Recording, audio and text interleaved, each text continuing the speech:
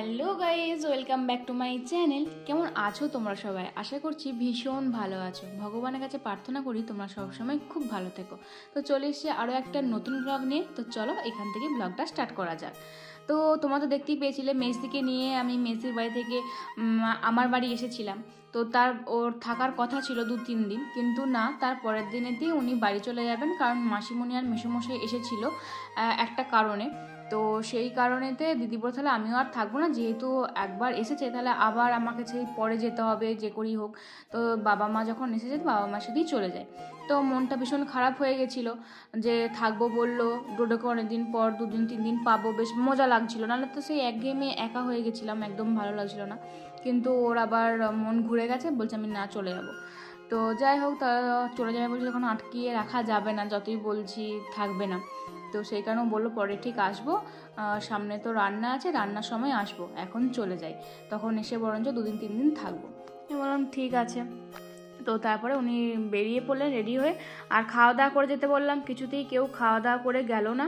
বলছে যে না, ঘরেতে রান্না করে এসেছি, ওখানেতেই খাবো। মেজদি দুটিখানি খেয়েছিল, মাসিমণি মেসোমশাই কিছুতেই খেলো না। তখন বাজছিল অনেকটাই বেলা হয়ে গেছিলো, প্রায় তোমরা দেখতেই পেলে ঘড়িতে কটা বাজছিল। আমি আবার এই মুহূর্তে ভুলে গেছি, তোমরা এবার দেখে বলবে তো যে আমার ঘড়িতে কটা বাজছিল। এটাই আছে তোমাদের কোয়েশ্চেন আমার ব্লগে, যে ঘড়িতে কটা বাজছিল। তো যাই হোক, এদিকে বেরিয়ে পড়েছে ডোডোবাবুর জন্য। মনটা তো ভীষণই খারাপ লাগছে, ডোডোবাবু আস্তে আস্তে বড় হয়ে যাচ্ছে চোখের সামনে। আর এই সময়টাতেই ওরা কথা বলতে শেখে, বসতে শেখে, হামাগুড়ি দিতে শেখে, তারপরে সেই হাত বাড়ালে কলি ঝাঁপিয়ে আসতে শেখে। সেই সময়টাতে ও আবার বাড়ি চলে যাচ্ছে। তাহলে আমাদেরকে যেটুকু আমার মা তাই বলে যে আমি মানুষ করলাম সবটা, আর যখন মানুষ চেনার ব্যাপারে তখন সবাই চলে যায় আমার কাছ থেকে। তখন আমাকে সবাই দিদা ভুলে যায়, যে দিদা কী করেছে না করেছে সব ভুলে যায়, গুলে মেরে দিবে সবাই। তো এই যা একটু মজা ঠাট্টা করছিলাম। তো তারপরে ওরা টাটা করে দিয়ে চলে গেল। আর আমরা ওইদিকে তারপরে একটা পার্সেল এসেছিলো, সেই পার্সেলটা অনেকদিন থেকেই দেখবো করছিলাম, কিন্তু দেখা আর হচ্ছিল না। তো সেই কারণে আমি মাকে বললাম যে মা চলো খাবো পরে, আগে পার্সেলটা দেখে নিই কি এসেছে। কারণ ভাই গেছিলো টিউশন বা কোথাও একটা স্কুল গেছিলো, তো সেই কারণে ভাই এখনও আসেনি। বললাম যে ভাই এলে তারপরে একসাথে খাবো। তো সেই কারণে মা বললো ঠিক আছে চল তাহলে দেখে নিই। তোমরা কি কোনো গেস করতে পারছো যে এই পার্সেল দুটোর মধ্যে কি আছে? আমি অনেক কিছু অর্ডার দিয়েছি, সিরিয়াসলি বলছি, মানে প্রচুর, এত পরিমাণে অর্ডার দিয়েছি যে কোনটাতে কখন কি আসছে সেটা সত্যিই জানা নেই। শুধু পে করতে হচ্ছে, পে করে দিচ্ছি। কোনটাতে কি আছে সেটা কিন্তু যে আবার যে ফোনটা খুলে দেখবো সেটা আর দেখা হচ্ছে না, এতটাই মানে বিজি আছি এখন।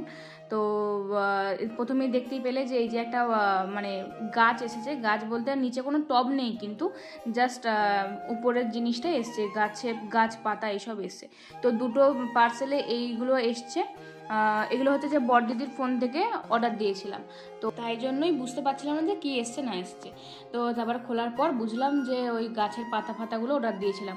কারণ ওই যে বললাম না, মেজদি বড়দিদি সবাই এত এই জিনিসগুলো কিনেছে আর এত সুন্দরভাবে ঘরগুলো গুছিয়ে রেখেছে, আমি ওদেরকে দেখে লোভ আর সামলাতে পারি না। আমাদের বাড়িতেও আছে সব কিছুই, কিন্তু আমি চাইছিলাম যে আরও কিছু কিনতে, ঘরটাকে আরও নতুনভাবে সাজাতে, যেগুলো নিয়ে আমি ব্যস্ত থাকবো, মা ব্যস্ত থাকবে, মনগুলোও ভালো থাকবে। ঘর সাজানো গোছানো থাকলে মন কিন্তু অনেকটাই ভালো থাকে, সুস্থ থাকে, মানসিক দিক থেকে ভালো লাগে, শারীরিক দিক থেকেও ভালো লাগে। তো এগুলোই হচ্ছে আমাদের মানসিক শান্তি দেয় আর কি, ঘর বাড়ি এইসব নিয়ে থাকলে। তো সেই জন্য এই যে মাকে বললাম যে তুমিও বসো, তুমি এগুলো বসে সেটিংগুলো তাহলে করে নাও। আর এই দিকেতে আমার হাতে এসছে দেখো দুটো সুন্দর সুন্দর ফ্লাওয়ার ভাস। এই ভাসগুলো অর্ডার দিয়েছিলাম। প্রথমে ছোটোটা দেখে বুঝতে পারছিলাম যে এতটুকু এসেছে, এটা তো আমি এতটুকু অর্ডার দিইনি। তারপরে খেয়াল হলো যে না, এটা সেট, মানে দুটো সেট, একটা ছোট একটা বড়। তারপরে মনটা একটু শান্তি হলো যে এত টাকা দাম আর এইটুকু এসেছে, মানে বাপরে। তো যাই হোক, জিনিসগুলো কিন্তু অসাধারণ হয়েছে। তোমাদের কেমন লাগলো সেটা কিন্তু অবশ্যই জানিও। আর মাকে তো জোর করে এখানে বসিয়ে রেখেছি, মা তো কিছুতেই বসবে না, না ভিডিওতে যাবো না। কারণ মানে কিছু কিছু মানুষের এত বাজে বাজে কথা, তোমাদের তোকে কালকে পোস্টে শেয়ার করলামই, তোমরা অনেকেই অনেক কিছু বলেছো, আর ঠিকই তাই, কিন্তু তাও আর কি খারাপ লাগে। আর এদিকে দেখো একটা সারপ্রাইজ, মানে যাকে বলে, মানে আমি এতটাই সারপ্রাইজ হয়ে গেছিলাম কি বলবো। এই সুন্দর জামাটা, কুর্তিটা আমাকে আমার বোন দিয়েছে, আমার মামার মেয়ে। ও প্রথম স্যালারি পেয়ে আমাকে এই ড্রেসটা গিফট করেছে।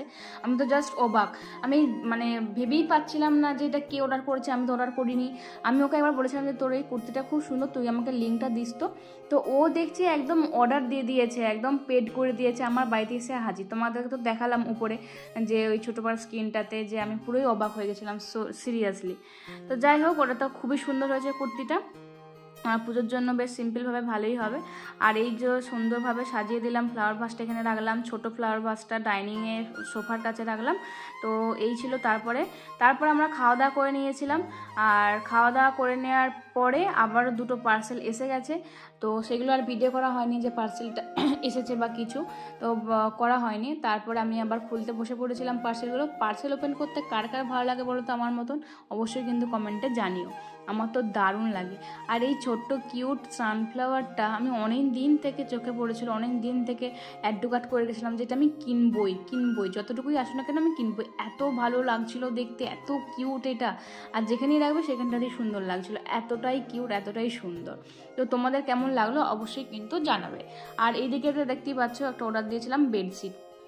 যে বেডশিটগুলোতে কিন্তু দুটো করে কুশান পাওয়া যায়, আর এই কুশানগুলোর জন্যই কিন্তু এই বেডশিটগুলো এত দেখতে সুন্দর লাগে।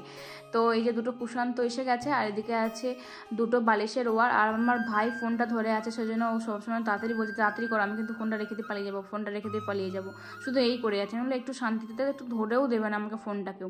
সবসময় কি আর স্ট্যান্ড লাগিয়ে ভিডিও করতে বলছে? আমার তো একদম স্ট্যান্ড লাগিয়ে ভিডিও করতে ইচ্ছে করে না, বিরক্ত লাগে। একবার স্ট্যান্ডটা এদিকে করো রে, একবার স্ট্যান্ডটা ওইদিকে করো রে, যেন যাচ্ছে তাই ব্যাপার, বিরক্ত লাগে। তো এই হচ্ছে সব তোমার বেডশিট আর সানফ্লাওয়ার। চলো এগুলোকেও একটু ঝটাপট সাজিয়ে গুছিয়ে নিই, মা ভালো করে বিছানাটা পেতে দিই, তারপর তোমাদেরকে দেখাচ্ছি। তো এই দেখো কত সুন্দর লাগছে, আমি তো চোখ সরাতেই পারছি না। এখনও ঘরের ডেকোরেশন করা কিন্তু অনেকটাই বাকি, কারণ অনেক কিছু আরও অর্ডার দেওয়া আছে, তখন সবটাই শেয়ার করবো। আপাতত এরকমভাবে সাজিয়ে গুছিয়ে রাখলাম। কতটা সুন্দর লাগছে তোমরা কিন্তু অবশ্যই কমেন্টে জানিও। বেডশিটটা আর সানফ্লাওয়ার এই ভাসটা কেমন লাগলো সেটা কিন্তু জানিও। আজকের ব্লগটা এই পর্যন্ত, যদি ভালো লাগে অবশ্যই লাইক কমেন্ট শেয়ার করে দিও। বাই।